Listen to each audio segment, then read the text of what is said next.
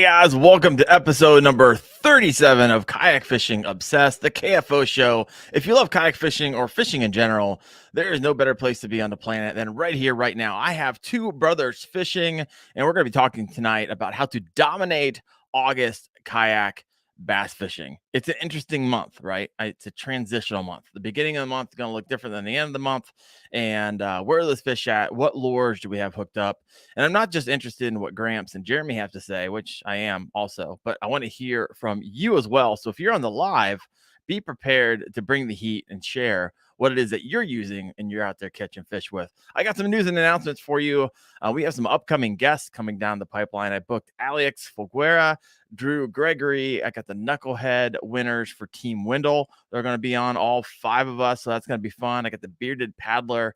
So I'm booking some sick guests for us, and I'm actually going to be a guest on the Alex Rudd podcast on the 25th of this month. So if you listen to him, you'll hear this voice again. So I apologize. I'm excited for the podcast, guys. We're at 750 listens an episode on the Kayak Fishing Obsessed podcast.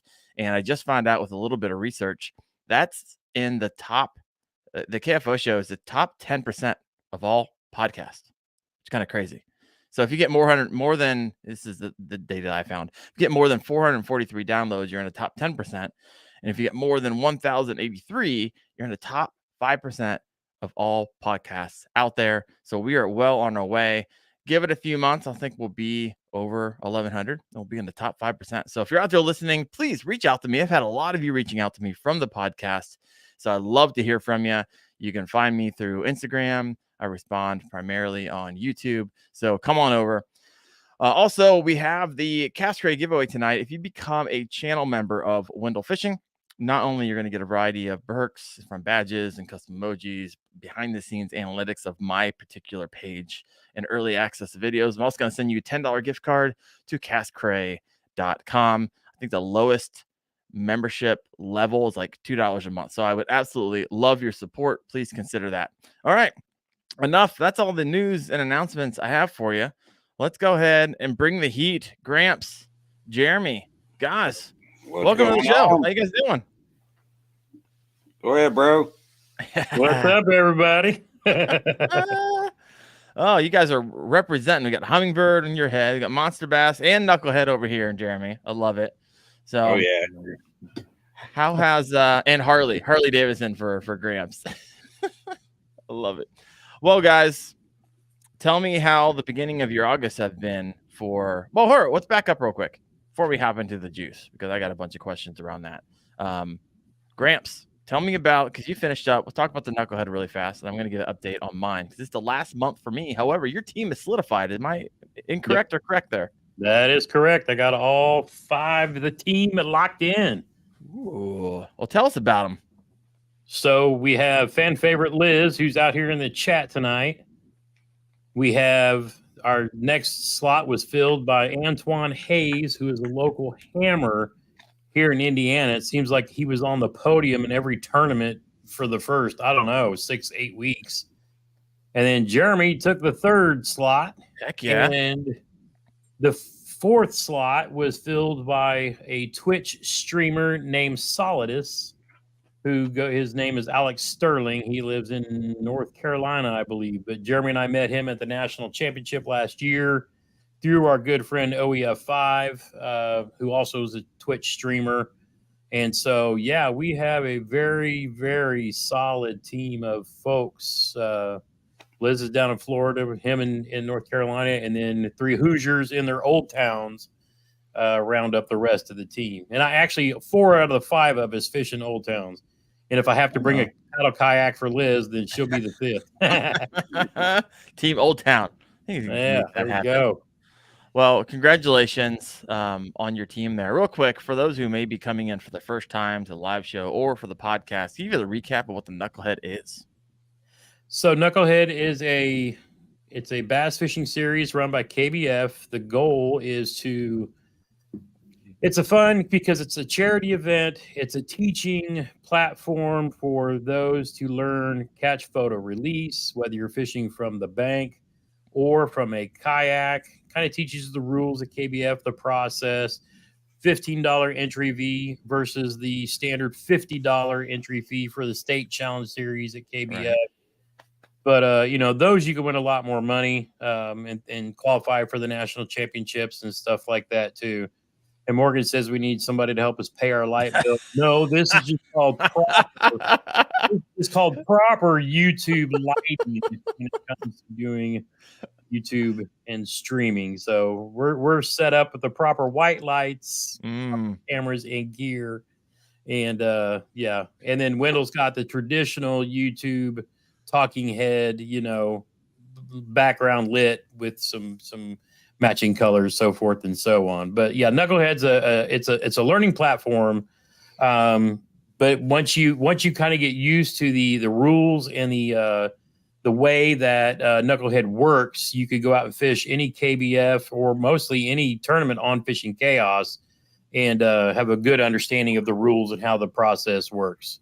Yeah. Because your fish are being judged officially by KBF judges, and they'll walk you through some guidance and make sure you have the mouth closed and things like that too. But it's a learning series, but yeah, it's leading to a lot of fun.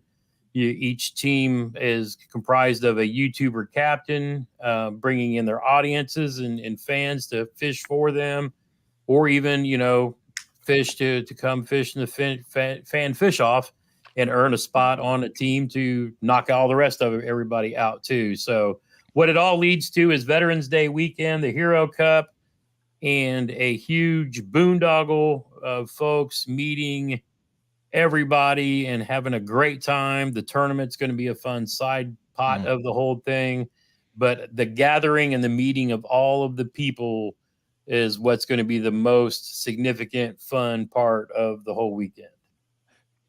I love it. And I had Chad Hoover on last week, and this comment over here makes me want to talk about real fast. Mike M. He said, I didn't make it, trying to qualify in Team Stark this month. Yep. He says, well, we'll see. I'm currently in first with 84 inches. There's a lot of month left, so I'm sure you'll be able to call out some fish and get some big ones. But he told me, Chad mentioned on the show that there's actually he added 2 more teams. And so here, I don't know, maybe next month? I'm not sure. I'm not sure exactly how that went, but if you didn't win a chance on the team that you wanted to be on, there's going to be total of 3 wild card teams, one for the fan fish on from Friday, and then 2 more wild card teams coming up. So if you still want an opportunity to be on the team, stay tuned. And because I'm sure if you've been trying, you're going to get an email about it. It's going to show you how to do all of that and get set up. So a lot, like Gramps said, there is a $10,000 prize pot. To me, well, one, I'm not, and Gramps isn't even eligible to receive that, even if we won. But I feel like all that's kind of background noise for me, because it's getting to meet a lot of the people that are in the chat right now. For me, I've never met you, Gramps, although I feel like we talked a lot. Jeremy, there's a smorgasbord of people that I spoke with, had on the show, never met them, never met Chad, Fluke Master, Larry Melton Jr. I mean, I've never been ICAST, and so that's honestly what I'm pumped about the most. So I'm excited. So if that's you, there's still plenty of time. And Morgan Smith had another comment for you. Hey, Gramps, it's cool. All you have is a Coleman lantern. Oh, that's funny. Back there with my candlelight glowing. So good. I'm trying to read over here. All right. So let's hop into kind of the meat of tonight. I wanted to theme the show how to dominate August kayak bass fishing. And so I want to hear from everyone around here and kind of what you're catching fish on. But August bass fishing is interesting, right? And I mentioned at the beginning of the show, it's a transitional month. Now, the bass are, beginning of August, they're doing something. It could be much different than the end of August, especially when you get some of those cold nights. I feel like I'm already starting to get some cold nights, to be honest with you. This year is so weird. I have jackets on. I had a jacket on this morning, the entire morning. We've never had this many tornado watches and warnings in cool summer. It's like, what is going on? It is. It's crazy. I had a full day of rain yesterday. The temperature of the lake I fish a lot dropped 5 degrees. Yeah. And wow. The bass were not there. I was not on them this morning. Yeah. Let's put it that way. And so what are they doing? And so let's talk about all this stuff so we can get a better understanding, so we can put some more fish in our yak. All right. So Gramps, Jeremy, hit me. What are the bass doing this time of year from the beginning of August to the end of August? What are your thoughts on that? Deep. I'm finding all my fish deep. And when I say deep, it's relative to the body of water you're fishing on. One of them that I'm currently fishing is the deepest is 15 feet. The average is like 6 foot. So you find those holes where it's 10, 12, 14 feet, add a little brush to them. That's home. There you go. So is that for the entire month for you? That Or it you is start for doing me. something a little different? Well, the fish are doing what they're doing. There's always going to be shallow fish. The majority of the bigger fish I'm finding are a little bit deeper, but this is also where I do a massive bait switch. I completely change the baits I've been throwing in the early part of summer, and I have a whole method of, well, like my frog. I go from a full-size frog down to a small frog. I'll go from a 10-inch worm to a fatter 8-inch like Ocho on a Magnum shaky head. Mm-hmm. And then no rattles in any of the baits that I'm throwing. I eliminate sound. My crankbaits have no rattles. My walking baits have no rattles. I only throw baits without rattles this time of year. Okay, so walk me through you shared what you did. Share why you did it. Well, I find this time of year, the frogs, if you look around on a rainy evening, there's going to be these little frogs. And I think it's just the bass know when the frogs are, smaller, easier to eat. So I have a lot more success on not just getting blow-ups, but landing the fish on the small mini frogs. Okay. Rattles in crankbaits or topwater, everybody all year long has been throwing something that has rattle and making lots of sound. Right.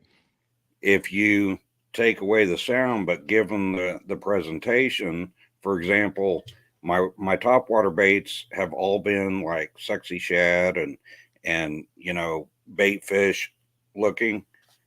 This time of year, it's all black. I don't know why, but black works at noon in the middle of the day, and it works great right before the sun goes down. Okay. In terms of, I fish a 10-inch Berkeley power worm 90% of the time, all the way from winter to now. And now you tell Jeremy to bring 5 rods. He only needs one. Here you go. Yeah, I bring one. Well, 2. Well, I'll have a 7-inch and then a 10-inch of the same thing, and they'll eat one or the other. But the reason I change with my worms and go over to a shaky head, it's a more subtle presentation. You look at a 10-inch worm with a ribbon tail in this hot water, it goes zooming down past them, and they're like, no, that ain't natural. A slower, more subdued fits in this time when the water is so hot. And there again, you can catch fish on a shaky head from winter all the way around through the next winter. Yeah. So for those who don't fish a shaky head, it's not one of those like mainstream. I mean, people fish it, don't get me wrong. But explain what a shaky head is, and actually, more importantly, how do you work? I've got the one I have tied on right now, and it'll surprise you. All right, let's see it. For those on the podcast, he left his chair and he's grabbing things. He's back. Here we go. So JT's going to know exactly why, but he is the reason why I have this tied on for the next tournament I'm fishing. It's one of the big Magnum from Do It Molds with a big Ocho on there. And that chartreuse, I think it's the dumbest rig ever. That's what it should be called. But it flat out catches fish, and it catches big fish. And I haven't even told JT that I'm fishing that because I was too embarrassed, because I was laughing at him when he showed me. I Okay. was like, dude, you ain't going to catch nothing. And he goes on and catches a 20-inch fish on it. And I'm like, oh, okay. So for those listening in, Ooh, what Jeremy was showing was the Do It Mold Magnum Ned finesse. It's a Magnum Ned, is what it is. That And weight was then what? Like it looked like a half ounce. it's pretty good size. It's It's about almost a like half dragging a ounce. wobblehead. Yeah, because when you think about the size of the Ochos, you know, being a bigger soft plastic than your average, and then that head, that's at least a half ounce. Yeah. Right. And what I like throwing that is the Z-Man. It's literally a Magnum Copper TRD. Oh, I have one of those. It's monstrous, but you know, we discovered this last year when I was playing with that head when they first came out with it, dragging it through deep humps and brush piles, and on a lake where, you know, we catch maybe an average of 15-inch fish. It's not known for big fish. I walk out of there with 2 17-inch fish, basically almost on back-to-back casts. And it's like, okay, we got something going on here. It's just something that's a little bit different, but it's pretty awesome. I got to take 1 second to shout out a friend, Skid Pig from down in Australia. If you guys want to see some cool videos from a dude in Australia ripping it up offshore in his boat, go check out Skid Pig's channel. He's a long time. We've been following each other for a few years now, and he puts out some quality, entertaining fishing content from down below. What's up, brother? I love it. Skid Pig. I love it. All right. So, JT, so when you're talking about shaky head, well, share kind of how you fish it. When you say slow, I mean, walk us through like we're a noob. Someone's tying this on for the first time. How are you locating these brush piles? What are you using? Where you look for? Where are you look for them at? Electronics you're using to get them, and then take me through all the way to the hook set. Well, so Jeremy and I have been learning side scan down imaging for the last, a little more than a year now. Before that, we were very simple: Garmin Striker 4, water temp and depth. But what side scan and down imaging allows you to do is kind of patrol your lake or pond wherever you're at, looking for brush piles off in a 60, 70 foot range. And then when you kind of notice something, because it'll look pretty obvious, it'll look like limbs or things laying down. It's funny because, speaking back to side imaging, my first ever reel on Instagram to hit over 1 million views, which shocked me. Today, I noticed that it was a video I put up last week showing a boat ramp that I was going over, showing the boat ramp and then showing the boat ramp on underwater. Yeah. And it's the same kind of thing. So finding those kind of detailed things with side scan and then rolling over it with the down imaging just to look down and see where it's at. And Jeremy still does something that's pretty old school that a lot of people may not think about, is back in our boater days, we would carry marker buoys so that when we would see something, we would go over it, drop it in the water, and then you go back and you cast to it. And then as you're starting to drag the bait back through the brush pile, you're like, okay, there it is. My marker buoy might be off by like 2 feet, but in relation to where you feel the brush pile to where that marker buoy is, to start making those repeated casts. And it was so funny. I was telling Jeremy and Matt the other day when I was out fishing, I found this brush pile and I drag a shaky head through it. They weren't huge. I mean, I was catching dinks, but it's like every other cast I was pulling up a fish. Okay, let me try Texas rig. Oh, caught a fish. Oh, let me try free rig. Oh, caught a fish. If I'd have stayed there, I probably could have thrown a Ned rig and pulled one out of that brush pile. But, a shaky head is very much like an old school jig worm without the skirt. And it's just a stand up. And I like using floating Elastec, Z-Man products to keep that tail up in the air. But X-Zone and others make good stand up baits to kind of do that. But you're literally just casting past it and dragging it over either the rocks or a brush pile, and you feel them thump your spinning rod pretty good. And we got turned on to this because we never really focused on it that much until we ran into Old Town Pro staffer Casey Reed, who is one of the top dogs, in kayak bass fishing at Kentucky Lake. And we just happened to be fishing the area he was in. And we got to talking to him quite a bit. And, you know, him and another guy, Alex Miller, they were just running around from spot to spot. A couple of casts, drag it over the brush pile. If they got bit, and moved on to the next. Oh, wow. But Jeremy and I said, okay, you know what? This is a technique we don't really focus on that much. So we had Casey come on a live stream a few months later, and he walked us everything about, you know, shaky heads, including the company that makes his, and like the whole technique with it too. But it's a very simple, very easy way, great for, you know, even bank anglers, because if you're using like a tungsten shaky head, you can literally drag it through the bottom and, you know, kind of feel, you know, everything. It's literally like it's I won't say it's like a Carolina rig, but you really feel the rocks. You can feel the changes in the surface if you're hitting, you know, rocks or wood or whatever. But it's a very cool finesse technique, but it's actually pretty awesome once you get used to it. And it's something that we've been working on, you know, adding to our arsenal. Because like you always say in your shows, practice things that you're not good at, you know, your non-confidence. And for us, that has been one of them, but we're actually getting better at it too. So it's not one of those things you have to have forward facing. You can literally do it, you know, with a little bit lesser technology, and, you know, a Helix 5 with side imaging, you know, at $300 or $400 will put you in that same, you know, ability that some unit, you know, that's $1,200 or $1,500 would do as well. Yeah. So I ran the Garmin Striker 4 for a long time. Recently just upgraded. I had a video, you know, you saw that the install video for my Garmin EchoMap UHG 92 SV. Yep. And when I started running that on a lake that I fish often, I'm like, holy crap.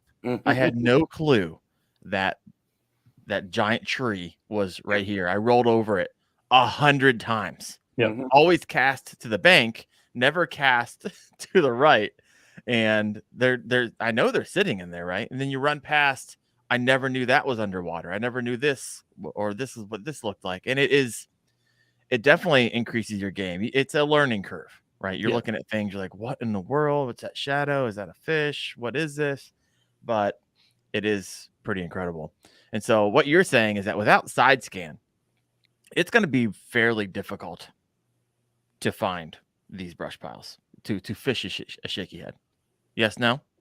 What's your thoughts? Yeah, I mean, you could get lucky and go. Now, that being said, you can, if you're fishing a bigger lake where the state, say, plants, you know, we call them Hoosier cubes, which is a square made of pallets, or Christmas tree brush piles, things like that. Stuff where you can like study a map and say, okay, I go from the boat ramp over to this point and come off, and then I start dragging it around until I find them. A lot of people will throw Carolina rigs doing stuff like that. And some people will naturally find piles, trees, stumps, you know, things like that as well.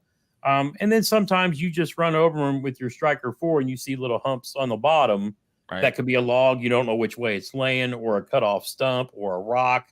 But you start casting, and then when you start feeling things, then you start, okay, I'm sitting here. There's that tree off of this point. You kind of start marking it in your mind where it is. But again, you go old school and get like a buoy marker. Okay, I found something here. I'm going to drop this, and then I'm going to keep casting around that area. And eventually, as you bump off of cover, you're in a pretty good spot and a good chance of finding a bass. Yeah. I made homemade DIY buoy markers, and people keep clowning me on them. Like, oh, I just use waypoints. I just waypoints. Like, it doesn't work for, I mean, I get it. Use waypoints to get to the spot. When you're in a kayak and it's windy and you roll by something, you know, it's 20 feet off to your right. And by the time you turn around, you could be fishing 15 feet off that spot and not even know it. So most definitely throw those bad boys. They're really easy to make. They're kind of expensive to buy. You'd be surprised. I mean, not expensive. We're like $15-$20 for, you know, a 2-pack, but for a pool noodle, a nail, a string, and a weight, you're good. You're good to go. 100%. So shaky head, you know, you're dragging it like a Texas rig. However, I remember watching a Fluke Master video when I first heard about the shaky head. What the crap is a shaky head?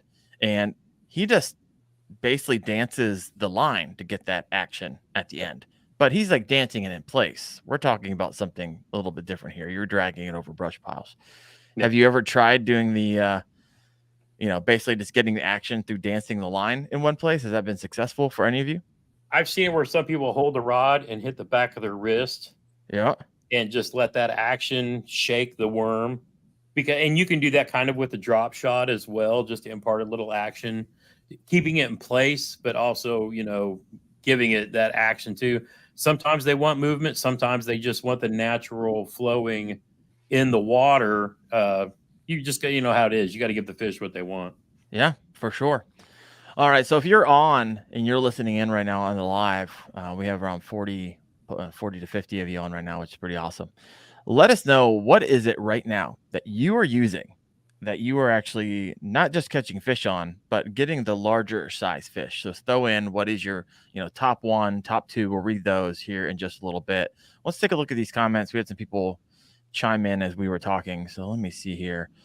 Elizabeth, we were talking about August. She said, except in Florida, it gets worse in September. Ugh. We got Hook Life. He says sunrise, sunsets, night fishing is probably excellent right now. I believe that to be true because I was talking to Chad Hoover last week, and he's like picking up 6-7 pounders night fishing, which is pretty sick on top water. So, man, I need to do some night fishing videos. They'd be awesome. Yeah. So fishing during the day, he says fish deep, throw big baits, work them slowly. The fish's metabolism is high right now. They're trying not to use up energy. That makes sense. Elizabeth, that sucks. She says, pretty sure I broke my transducer. Side scan doesn't really work anymore. And side scan transducer, I know my what is that? 56 transducer, whatever it is. I mean, they're like $250 a pop. So that's a big bummer. Yeah, I know. Yeah, they're not cheap. Not cheap. Not cheap. Caro, she says, almost have hubby convinced to give me some sort of Garmin or something. Absolutely. It'll change the game. It really was. It's one of those, especially when it went from nothing to a Garmin Striker 4.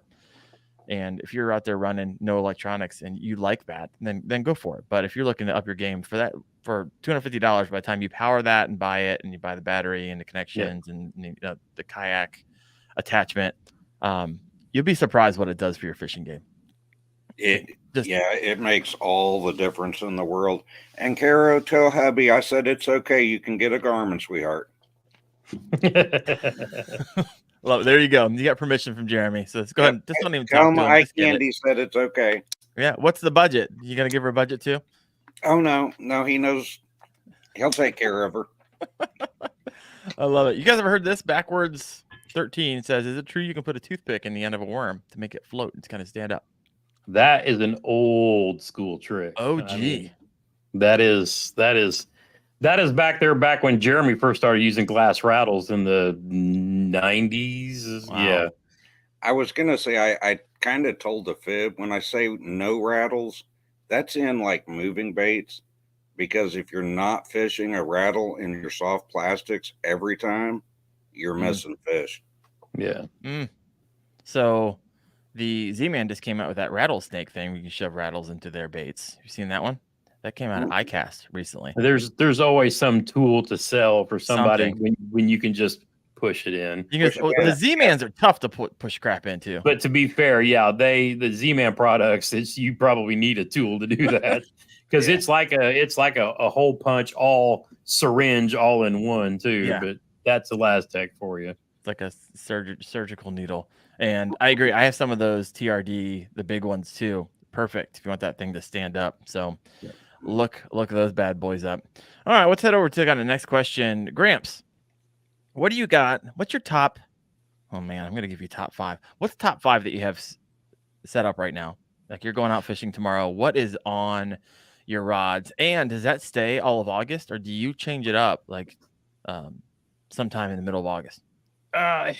Realistically, you got to play the conditions when they change, because like we said, this year it's been different. I mean, I can't normally in the heat of summer, you're going to have fish that go deep and stay deep until the thermocline pushes them up, because they like being in deeper water. You have fish that want to go skinny and stay in skinny water, and they'll be the ones up under your pads, your frog fish. And I'm sure I shocked everyone last weekend when I posted a picture of a frogfish. I didn't even have my frog rod with me. I literally tied that because somebody else pointed out, you caught a frogfish on fluorocarbon? Okay, they were smacking they were smacking, bait fish in the top of the mat. And I'm just like, I got to tie a frog on. I mean, I took my jig rod and tied a frog rod. I didn't have my frog rod that is normally my punching rig with braid. Right. But I just tied the frog that I happened to bring with me, and I was just dragging it over the mats. And I had that fish, which I caught rather easily. And I probably had 10 other good fish suck that frog under, but the mat was just so thick. When I go to set the hook, I come up with a clump of stuff, like this big. But that was, again, I wasn't planning on throwing a frog. I had one with me, but that was just the time dictated it, because whereas Jeremy's, he's fishing that water that's 6 feet deep in most places and may get deep to 15. A lot of the pits that I fish in can get 30 to 40 feet deep and then run up to like 5 feet deep around the edges of the pits. Okay. And then some of the areas that each one of the pits, it seems like, has a flat that's either connecting two of them or off to the side of it. So, the way I fish both sections is completely different. In deep water, I'm out there with a drop shot, a free rig, Jeremy's favorite Texas rig. I'm fishing offshore, probably in 10 feet of water, because they'll come up out of that deeper and push up onto those shallower, and then they'll stack up around brush or rock piles and things like that. And that's normally where I'm sitting there with, I'll go through them. I got my drop shot tied on. There you go. I love these Like a robo worm. I think, yep. that's and I don't know what it is with this color. They love this thing. Is that like tequila sunrise? What color is that? It's hard to see with your Coleman. They call it morning dawn is what that is. So it's a very pinkish purple. Okay. And I got a new rod that I haven't talked about yet that I'm testing from American Legacy. So I was wondering about that. If you know, you know. It looks a little clean. Doesn't look that cork looks nice and light. I don't think it's even been out to the water yet, but it will be soon. Next Real quick, one before we jump to the next one. So how do you fish your drop shot? When are you pulling that out every time? When I'm fishing deeper areas, brush piles, things like that too. I use that one a lot around rocks. If I'm fishing around brush piles, that's when I generally switch to a shaky head. But let's see, my youngest is calling, doesn't realize I'm on a live stream, but he should know. So, but I'll pull shaky heads through brush piles if I'm fishing around rocks, or sometimes if there's a creek where it meets a lake, there'll be like a little pool. I'll drop it in there as well. But it's really just kind of a try one or the other and see what the fish kind of like. Sometimes they want it a little bit off of the bottom. Sometimes they want it just, taking along the bottom, dropping a little silt. And a lot of people will say that kind of imitates like a bait fish when it's, feeding off the bottom, kicking up little stuff too. So, it's one of those things. Wobble heads, you can be imitating a crawl, so forth and so on. But so one for when I just want it up off of the bottom a little bit, and then the other one for kind of more tangly stuff, if you will. And that's where I'll generally grab a shaky head. So you're kind of using those interchangeably. Yeah. When you're pulling out one, a lot of times you may be pulling out the other shortly after if you're not getting a bite on the first. Yeah, I generally carry a couple of spinning rods with me, or I'll throw a shaky head on my. A lot of the times, a shaky head's on a different bait caster. Yeah, and it's I won't call it BFS, but it is lighter line, and that's what I'll throw a Senko and other stuff on as well, or skip. So you're like 8-pound fluorocarbon on your shaky head. Yeah. Okay. Eight. I'll go from 8 to 10. Normally, 10 is probably about. I use 8-pound. It's a leader. It's not something I'm fishing with usually. Got it. I know high hopes and aspirations for big fish, but Jeremy, what were you going to say? They make 8-pound fluorocarbon. I know. I start out at 15 and then go to braid. All right. I don't understand this light line and I don't know, just ain't me. I always use 8-pound fluorocarbon for my spinning setups for the Senkos and stuff, but really, I jump quickly to 17-pound for a lot of my other bait caster, the Yamatanuki, which I'll talk about in a little bit, jigs, that's all 17 up there. So it's either 8 or I usually jump up 15, 17, or 20. Okay. Yeah. But just spinning though. I mean, I don't break out anything. Anytime I go over, when I hit 12, I always go to baitcaster, right? Right. Using a Right. 12-pound line. And I get questions like that a lot. That's why I said that. All right, keep going, Grandpa. I'm gonna call it Grandpa. Gramps. I like that better. So that was kind of one of the deeper, if the fish are pushed up on the banks or they're chasing bluegill up on the banks.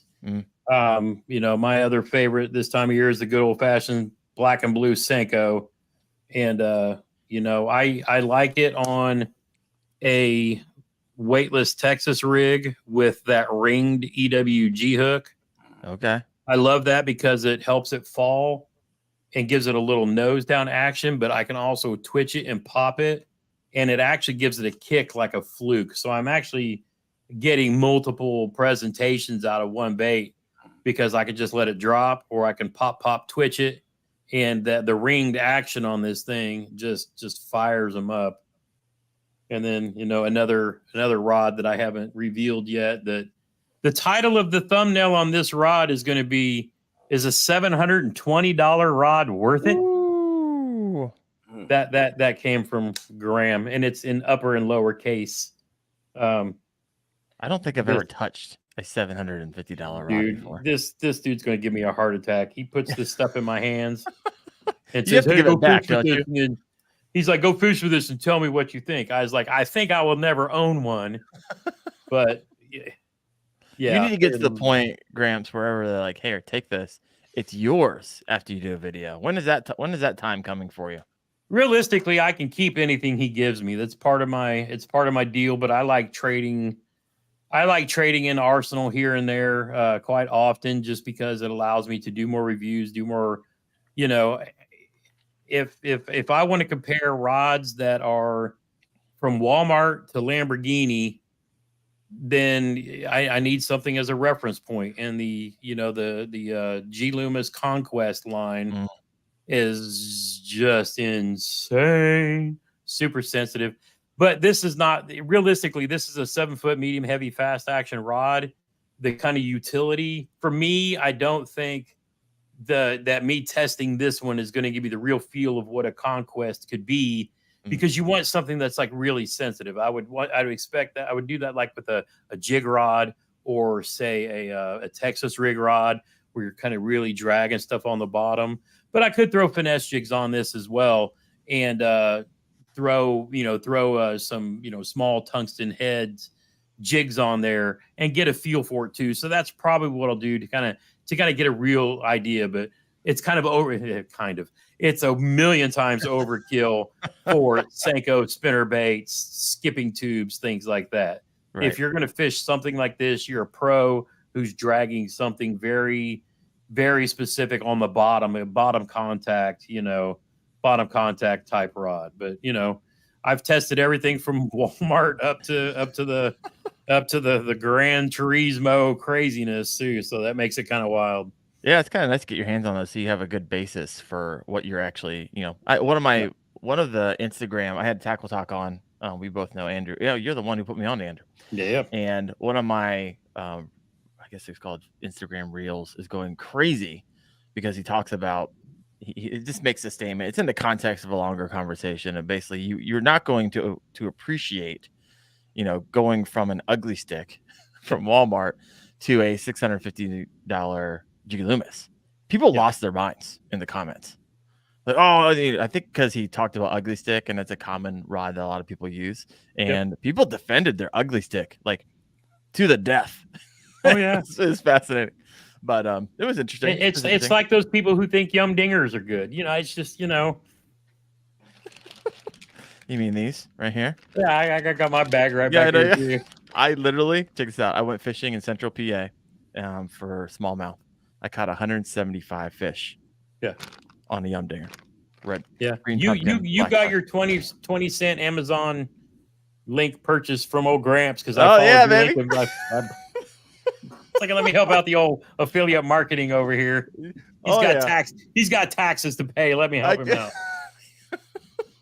Got to write the write-off, folks. The write-off. Yeah, I got the they have watermelon red flex for $26 a bag of 100 recently. It's crazy. All right, moving on. Keep going, Gramps. You gave me 2. Keep showing me the juice. And of course, if back to skinny water again, because I'll go back and forth. The key is this time of year, and it's literally you have to be. It's luck of the draw, being on the right water at the right time when they're actually schooling up and chasing shad. And Jeremy and I've been talking about this all week. It's just a matter of hit and miss. And it's like, it's never the same time of the dang day. So you can't really patter them. It's really just the luck of the draw. So last Thursday, when I was in that live stream and we were on a body of water with three other anglers, and I saw the shad schooling up and being busted right behind one of the other guys fishing. And he was too busy running the stream to notice them behind him. And that's when I grabbed ye olde jackhammer and proceeded to catch big bass of the event, 20 yards behind his kayak. That's amazing. That's one of the best feelings. So we were fishing with no electronics, but I was not side scanning. I was side to side scanning, watching for topwater activity. And when I saw a flutter of like 20 shad come up to the surface, I'm like, oh, somebody's on them. And I grabbed the remote, buzzed right over, got within about 40 yards of where I'd seen them, and then started whipping this in there, and probably 3 casts in, caught that fish. You talk about calling your shot on a live stream, in a live show during the event, the old jackhammer was right on the money. And as soon as one of the other guys was like, oh, it's jackhammer time. And, everybody who was smart enough to bring a jackhammer as one of their 3 choices, was we were starting to smack them really good. I'll bring that bad boy up here. You got a white. So for those on the podcast, what are they looking at? What's that trailer? Okay, so this one is the actual, Z-Man jackhammer. It's in the spot remover color, so it kind of it's a very shad. It's gray on the top and white on the bottom, so it's patterned correctly. And then the trailer that I like to use, so there's 2 of them, but that day we can only pick one. So I chose the bigger of 2. This is the 6 Sense Flush, which is basically their version of the Fluke, but it's got, I don't like the paddle tails on the back of a chatterbait unless you rig it upside down.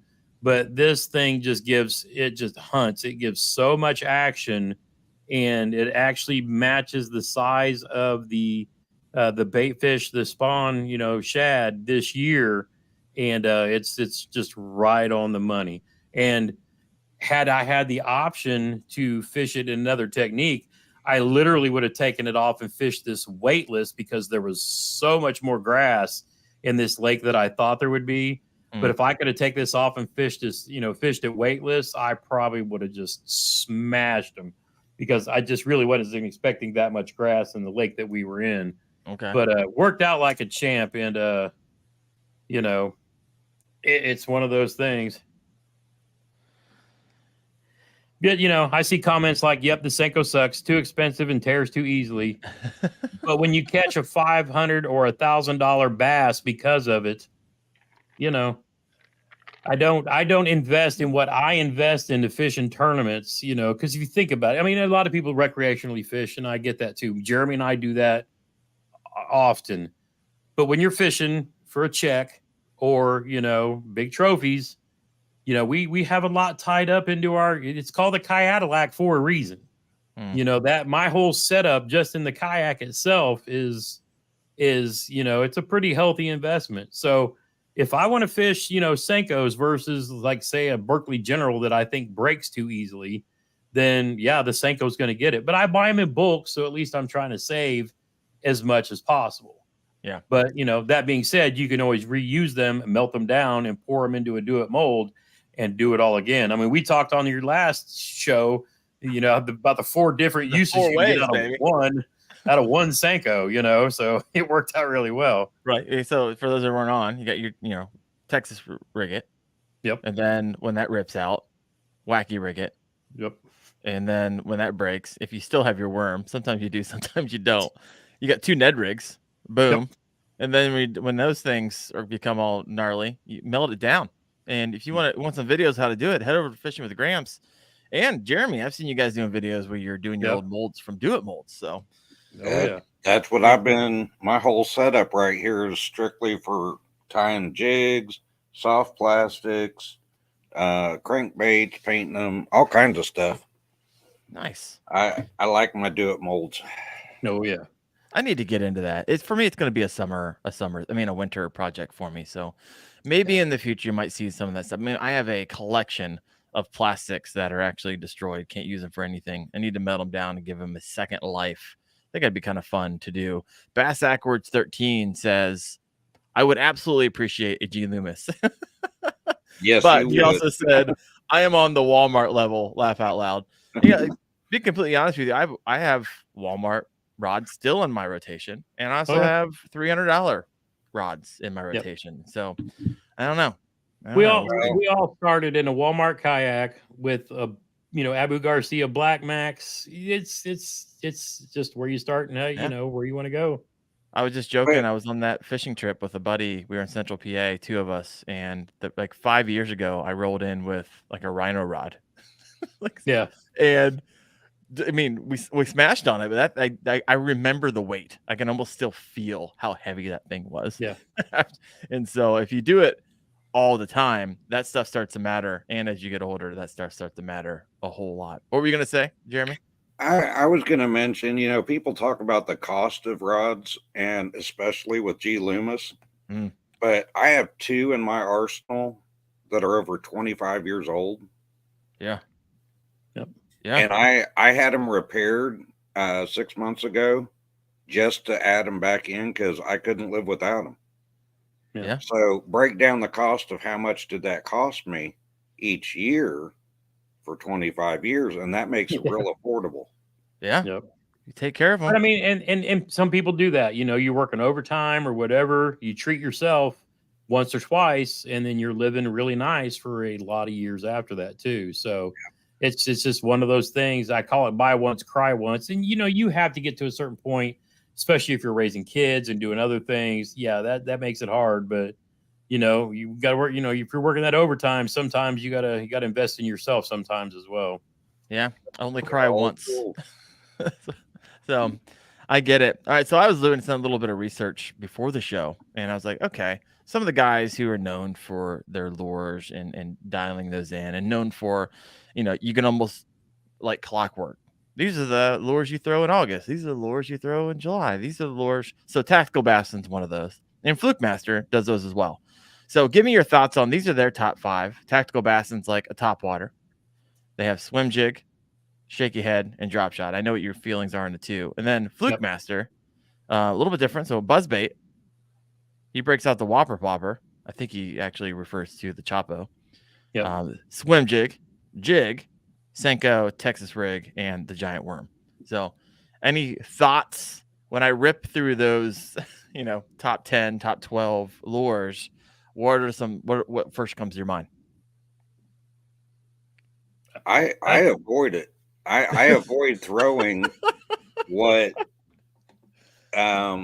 they say to do on YouTube, because that's exactly why I don't fish a wacky rig. Okay, ever, because everybody and their brother, if you go to a lake, they're throwing a wacky rig.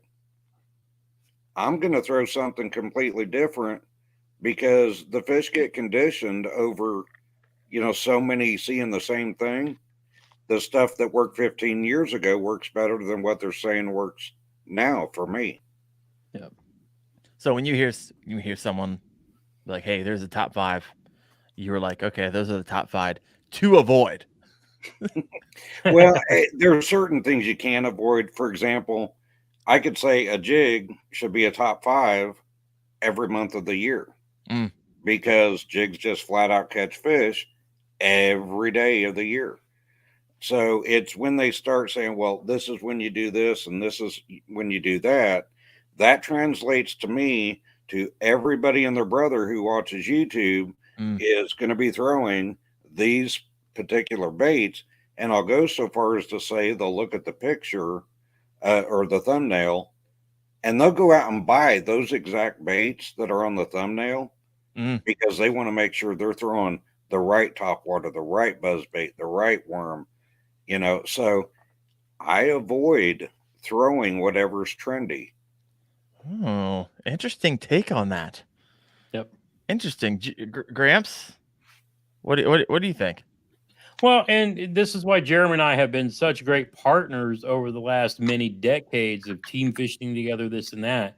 It's like a lot of people know that, if they follow, it's always chatterbait, chatterbait, chatterbait. That's all you hear. But Jeremy is probably the only one that will tell you, if I can only choose one bait to fish year round with, I know his would be a 10-inch power worm. Right. If I could only fish one bait all year round, Jeremy, what would it be? I'll grab it and then I'll show it to him. Well, you're not talking chatterbait. That's out, right? Yep. Spinnerbait. Well, not a moving bait, because if I'm throwing a moving bait, it's a chatterbait. A jig. But if I'm throwing one bait, year round, and I can only throw one, and I had to catch a fish, it would be a jig. This one just happens to be a Strike King tungsten with a missile baits D-bomb on it. But realistically, a chatterbait, it's a bladed jig, so that still falls in my thing. But jig for me, worm for Jeremy, it's just the way it is. But then we both do things. He'll throw braid, I'll throw fluorocarbon. We've always done something a little different because his power fishing is different than mine, and we always complement each other too. So it's just one of those things where if a worm's not doing it, then he's not going to tie on a jig for the most part. He's going to grab a baby D-bomb or a D-bomb and throw it on his Texas rig, because that's just what he's used to doing. Yeah. Makes sense. So last month, and toward the end of the month too, so I still have it tied on.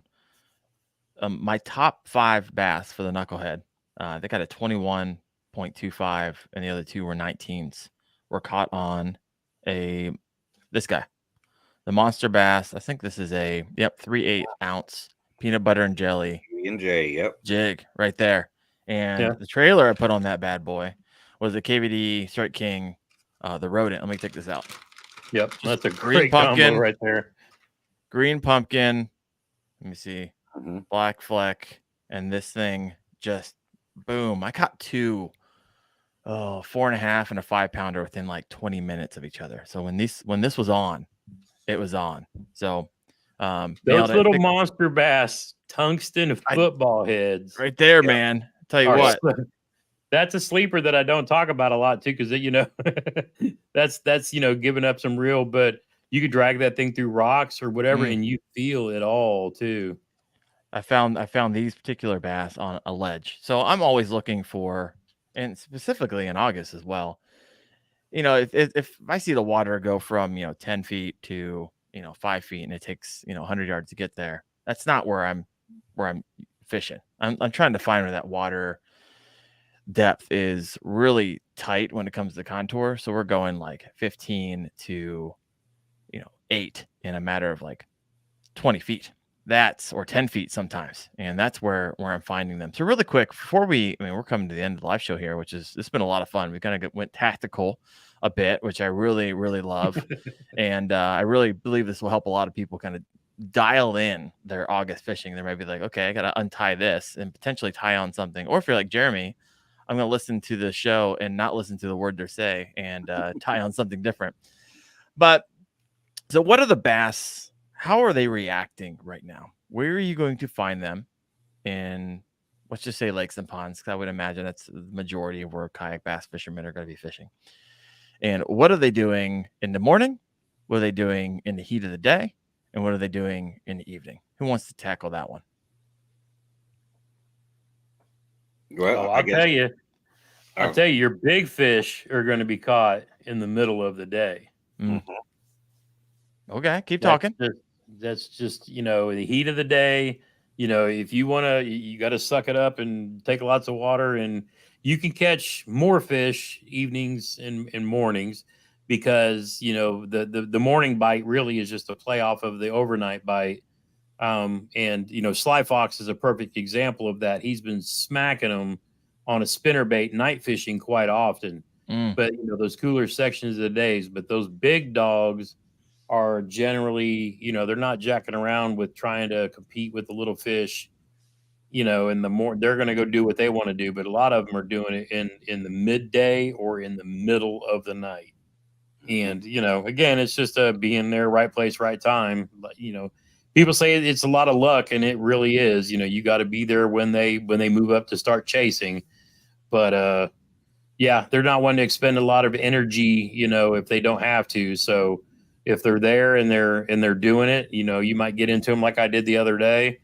And but yeah, like Cooler Lid is saying, make sure you cover up from the sun if you're out there if you're out there in the heat of the day.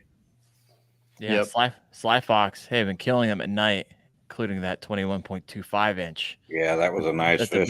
a big girl. Big girl. Yeah. Both of you caught my PBs and passed me by a 1/4 inch. So that's good on you and Sly Fox with those 21 1/4 inch donkeys. That's for Ohio. That's a big big girl. fish. And he's in Ohio too. So yeah. Right on. I love it. So here's kind of my thoughts, and then Jeremy, I'll pass it off to you. What happens in August? At least it's my experience, right? So in the morning, right when there's that low light, I mean, bass are roaming, right? They could really be anywhere. You can find them in shallows. Usually that's where I fish them in the morning. I just run a bank, and usually I can get some nice ones. But I got good news for you. Whenever the sun comes up in August, a lot of those fish, in my opinion, they move to the shadows, right? They're trying to find, and the big ones, like they're in the shadows next to deep water. Yep. And so if you're trying to dial in, okay, I'm in the Knucklehead. I need to start putting up some big fish. I can catch little ones all day long, but I need to catch some big ones. Find the shadows, especially for fishing in the middle of the day, next to that where I caught them on the jig, 1919 and 21, wherever that water goes deep to shallow, and look around, try to find the cover. I believe, especially toward the end of August, they're moving a lot from the grassy cover to kind of like hard cover wood. Some of that lay down stuff like that is where I have a tendency to find them. At least I've been finding them recently. And so if you can dial that in for your body of water, and I know a lot of us are thinking right now, I'm sure, literally imagining the place in your brain where those fish are like hanging out at this very moment. And so that's where you're going to want to be. That's where we're going to be tossing in August. That's just my experience. Hopefully that's helpful for you. Jeremy, your thoughts on where they're at right now? I agree 100%. Shadows are where the biggest fish are going to be, and the deepest, darkest part of the shadow is where you should try first. But there again, I think also the deep water is key, because I have this spot that's a roadbed, and there used to be a bridge where the creek ran underneath it. Well, they took the bridge out, then they flooded it. So you've got a roadbed with really good grass definition, but there where the bridge used to be, it drops off into 10-foot channel, then comes right back up. It's very sharp drops. Oh, wow. I was out there a week and a half ago. I told JT, I'm only fishing from noon to 3. The hottest part of the day where nobody wants to go fishing. I got to the lake at 11:30, on the water by noon, off the water by 3. I caught 3 19s, an 18, and 2 17 3/4. Come on now. In 2 hours. Dang. And they were in 4 foot of water with 10 foot of water, literally 2 feet away. It dropped to 10 foot. Yep. They were coming up, eating it, and running right back into that deep water. And it was a cycle. They would just continue to move up and eat and then back down. So when you find the fish are schooled up, which they're normally schooled up by now, Indiana's been weird. They didn't really school up. They should have last month.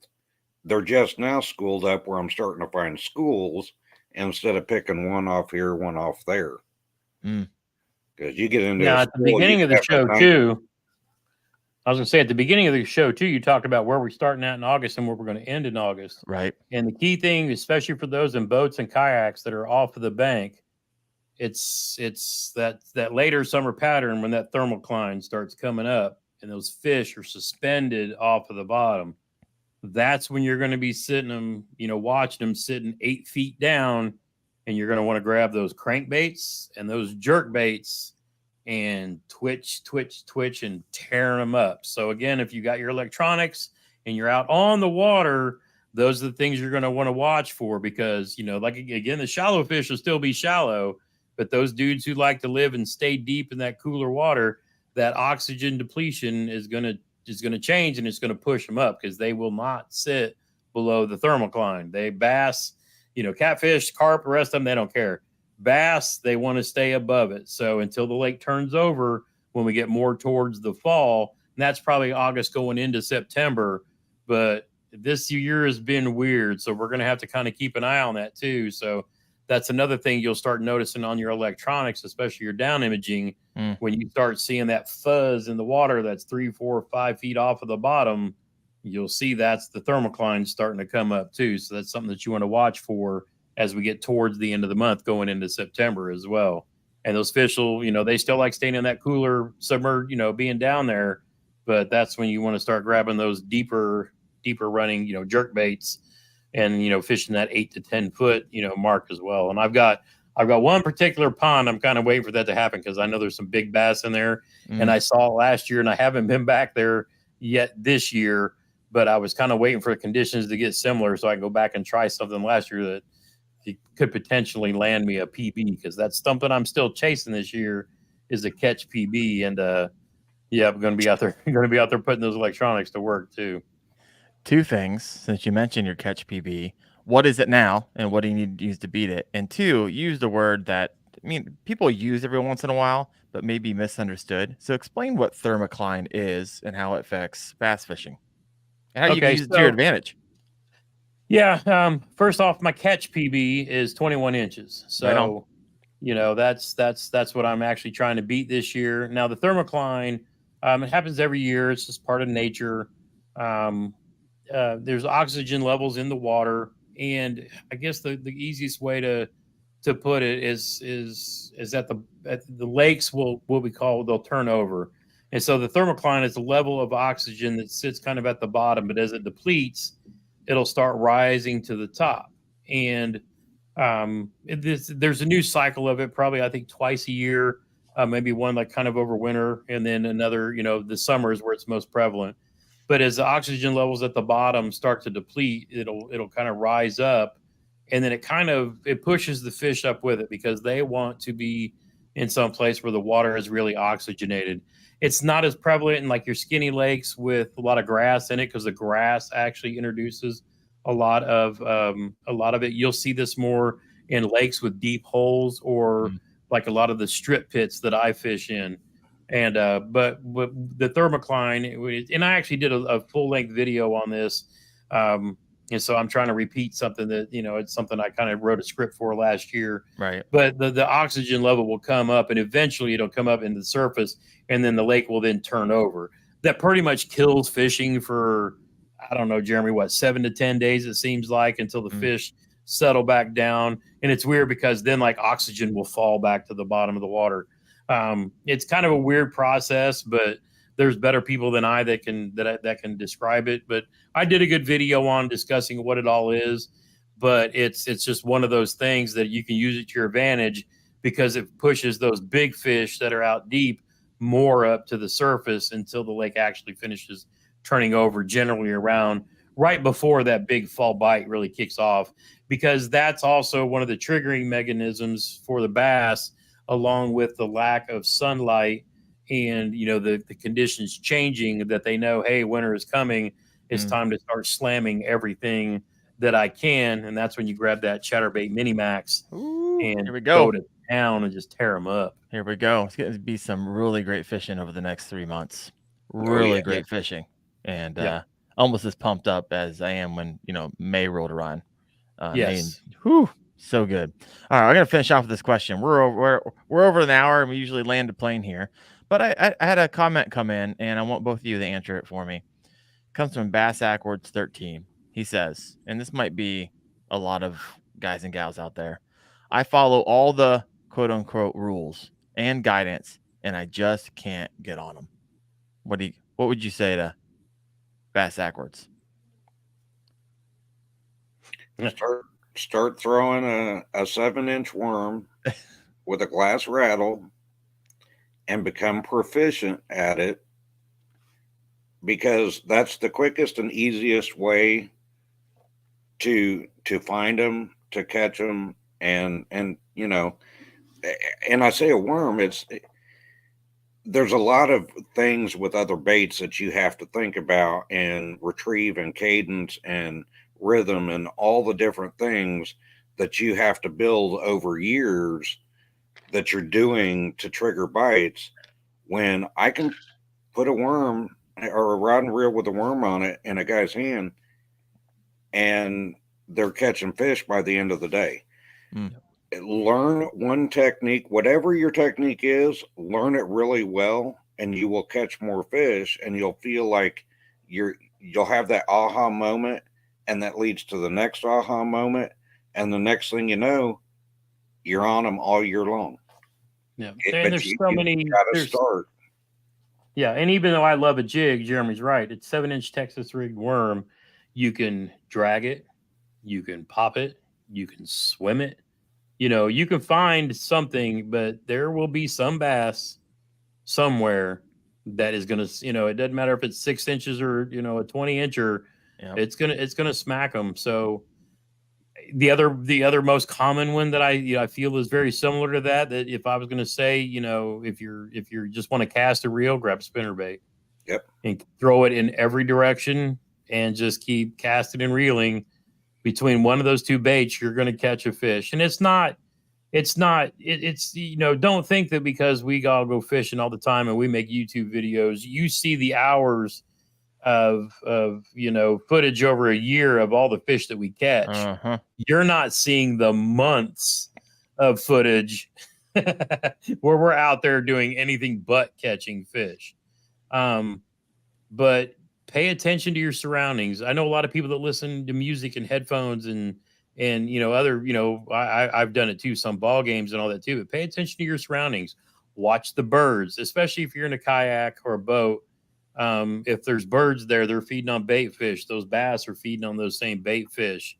You know, if you hear something smacking on the water, check it out. You know, bank anglers, you're limited to a lot. But you know, the key for being a bank angler too, though, is be patient. Make as long a cast as you can and take as long as you can dragging that worm or a Texas rig crawl or something back to you too. But learn to feel what's on the bottom. Learn to know when you're coming over a log or a rock or, you know, different structure underneath the water. And, you know, you kind of just get in tune with nature too. But it takes patience. But that's part of the game. You know, we don't go out and catch a 20 every month. I mean, it's you know, I've had a month of dinks and then I'll catch a 19, you know. Am I going to catch, you know, 5 19s in a row? Or no, I don't have that much time to fish.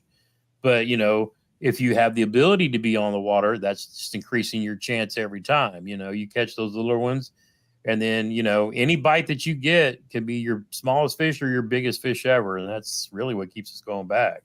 Yeah. So when I hear this, I follow all the rules and guidance and just can't get on them.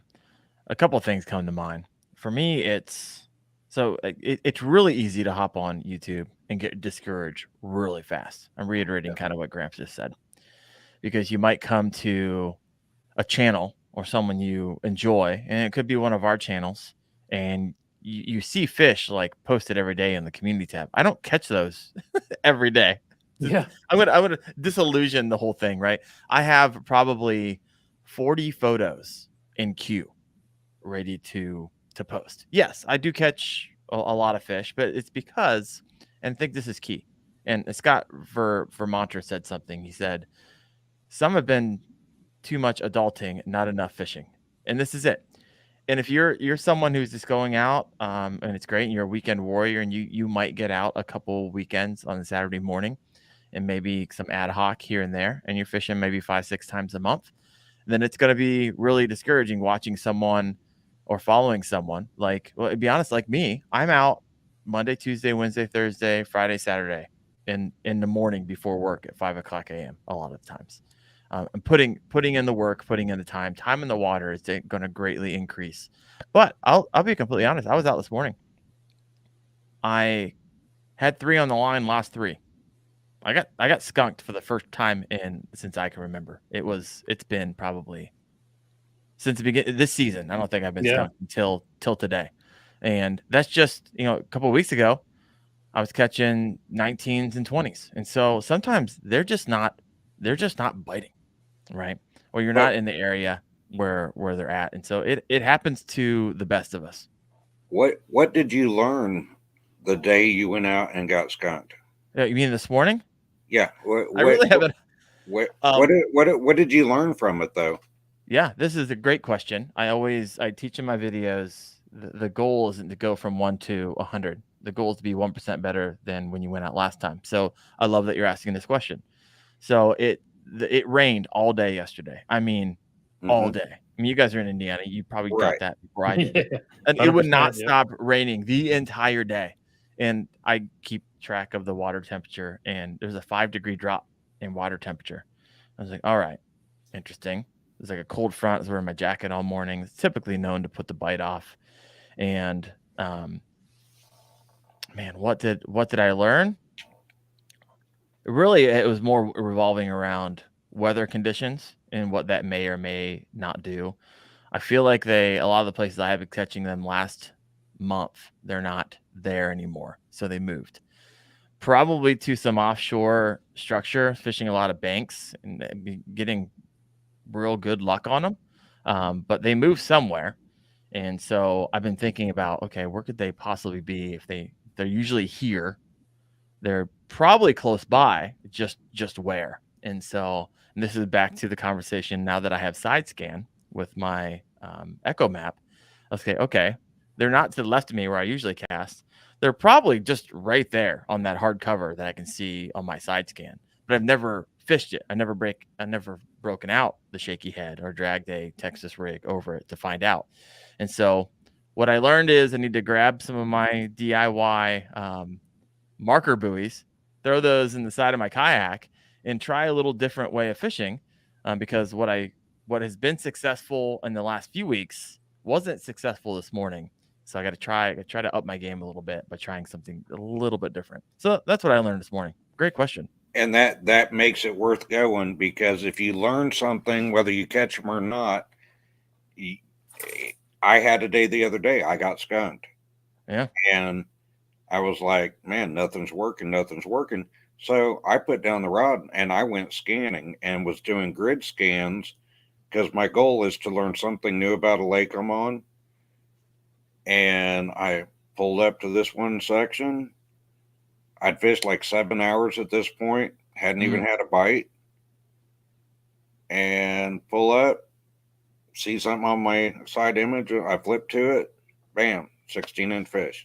I'm like, really? I wouldn't have done that in the past. I would have tried to force what I wanted to do and try to make them bite. Yeah. But you don't ever force, I want to know, what do they want to eat? And then I'll give that to them, instead of, I'm going to catch them on this chatterbait. Because that's my thing. I can't catch fish on chatterbait. Yeah, my brother won't teach me frogs, him chatterbait. Yep. So, well, 100%. I love that. Right. So it would have been really easy for me to be like, I'm out of here and just leave. I did try out a few more things. I went out to the middle and started scanning around, utilizing my time. Since they're not going to bite, might as well learn something. Right. Exactly. So keep that in mind. And now I will tell you, he was on the phone with me when I caught that 20 last month. Yeah. I was frustrated, nothing bit all day long. And it was in the middle of the afternoon. And I was like, I'm just going to go scanning. And then I did. I spent the next half an hour. I found a rock pile, pulled up on it, backed off, and started casting to it, threw a free rig around these rocks, and then doink, and there it was. And I'm literally on the phone with him saying, yep, this is what happened. So it was just one of those funny things. Yeah. Well, we're at 1 hour, 19 minutes, guys. This has been a sick show. Thank you so much for hopping on, sharing a little bit of the juice with everybody. Hopefully this brings some elevates the game a little bit, right? If you can come to the show, learn maybe something new you can try out, and you land a fish, man, that's a huge freaking win. So thanks for stopping by. If you would, real quick, JT, can you kind of mention that just so people will know where to see me fish on Thursday? We'll do that tomorrow night. Do that? Because this is going to go to a podcast. But we're going to be live tomorrow night with Blues and Strike King at 6 p.m. But yeah, we'll talk about that tomorrow night for everybody for the other show you're on. And head over to Fishing with Gramps. Do you guys have a YouTube channel for Two Brothers Outdoors or Two Brothers Fishing? How's that? We have, but we haven't started uploading content to that. That'll be coming. That's going to be a very specific channel for outdoor adventures. All right. So it's going to be no tackle talk, no reviews, no bait. It's going to be us out doing the stuff and things. All right. I love it. All right, guys. Next week, I got Alex Folguera on the show, so we're going to be talking, I'm sure, kayaks, right? He's known for doing reviews of kayaks, so that'll be good. So I'm pumped about that. Next Tuesday night, 8:30 p.m. Thank you, Jeremy. Thank you, JT. I'm sure we'll have you on in a month or two because I absolutely love these type of shows. So thanks for bringing it, and we'll see you all next week.